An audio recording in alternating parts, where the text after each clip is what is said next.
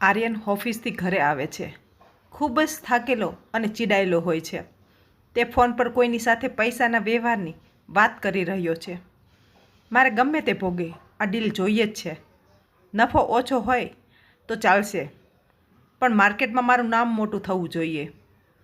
તે ફોન મૂકીને સોફા પર બેસે છે.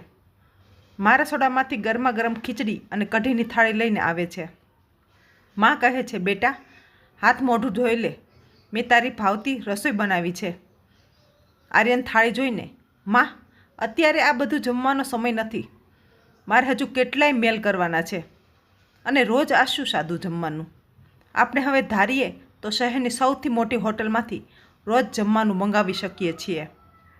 માં શાંતિથી, બેટા દુનિયાના કોઈ પણ ખૂણે જઈને જમી લે, પણ જે શાંતિ ઘરની રસોઈમાં છે તે બીજે ક્યાંય નથી. આ ખીચડીમાં માત્ર ચોખા નથી, મારા તારા પ્રત્યેનો પ્રેમ અને આશીર્વાદ પણ છે. આર્યન કહે છે, પ્રેમથી પેટ નથી ભરાતું માં. દુનિયામાં આગળ વધવા માટે પૈસા અને પાવર જોઈએ.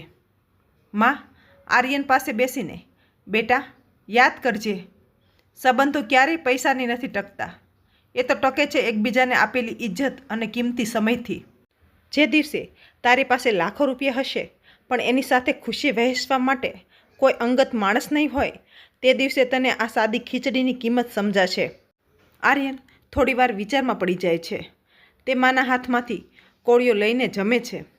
તેના ચહેરા પર એક અનોખી શાંતિ આવી જાય છે. આર્યન કહે છે, સાચું કહ્યું માં, બહારનું જમવું જીભને સ્વાદ આપે છે, પણ તારા હાથની રસોઈ તો સીધી આત્માને તૃપ્ત કરે છે. હું સંબંધોના ગણિતમાં લાગણીનો હિસાબ ભૂલી ગયો હતો.